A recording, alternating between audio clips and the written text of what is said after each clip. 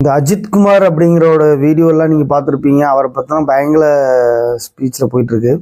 பயங்கர நியூஸும் கூட அவரை பற்றி தான் வந்து பயங்கர ட்ரெண்டிங்கில் இருக்குது. ஏன்னா அவரை வந்து அடித்து கொல்லப்பட்டார் அப்படிங்கிற ஒரு நியூஸ் வந்து பயங்கரமாக இதாகிட்டு இருக்கு. ஒரு விசாரணை பேரில், ஒரு திருட்டு விசாரணை பேரில் நிறைய பேருக்கு தெரிஞ்சிருக்கும் அது என்ன விஷயம் அப்படிங்கிறது வந்துட்டு. ஏன்னா நம்ம வந்து அதெல்லாம் பற்றி பேசுறதுக்கு நம்ம இங்கே வரல.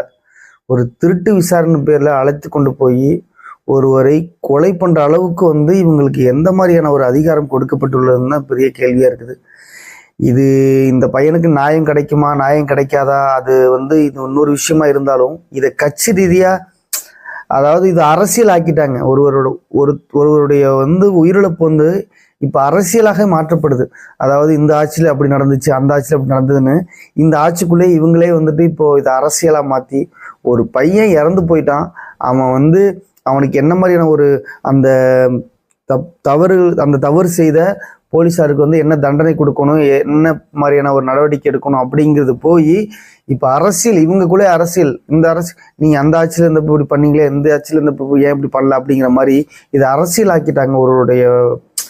இதை இவங்க அம்மாலாம் கேட்குறப்ப எவ்வளோ கஷ்டப்படுவாங்கிறது வந்து நிறைய பேருக்கு தெரிய மாட்டுது. ஏன்னா என்னதான் அரசியல் பண்ணாலும் ஒருவருடைய உயிரிழப்பில் வந்து வச்சு ஒரு அரசியல் பண்ணுறது வந்து ஒரு மிக மிக ஒரு கேவலமான விஷயமா தான் எனக்கு தெரியுது.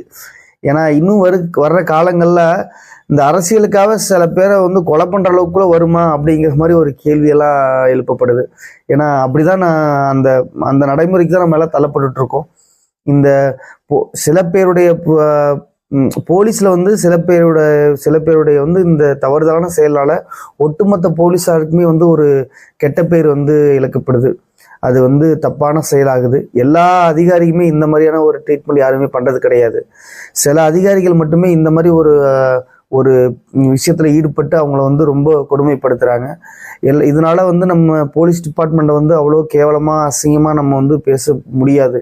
எல்லா போலீஸாரும் இந்த மாதிரி விஷயங்களை ஈடுபடுறது கிடையாதுன்னு தான் என்னோட கருத்தா இருக்குது. இந்த விஷயத்துல ஈடுபட்ட அந்த போலீஸார்களுக்கு 5 பேரை கைது பண்ணியிருக்காங்க. அதை வந்து நீதிமன்ற காவலில் வச்சிருக்காங்க. அவங்களுக்கு தக்க தண்டனை கிடைக்கணும் அப்படிங்கிறது தான் என்னோட கருத்தா இருக்குது. இதை விட்டுட்டு நம்ம வந்து போலீஸ் டிபார்ட்மெண்ட்டை தப்பா சொல்றது கிடையாது. இந்த ஒரு விஷயத்த வச்சு போலீஸ் டிபார்ட்மெண்ட்ல பல நல்ல விஷயங்களும் நடக்குது, அதையும் நம்ம எண்ணி பார்க்கணும். தயவு செஞ்சு இந்த உயிரிழப்பு வந்து அரசியலா மாத்தாதீங்க. அதுதான் வந்து இப்போ உள்ள ஒரு கருத்தா இருக்கு.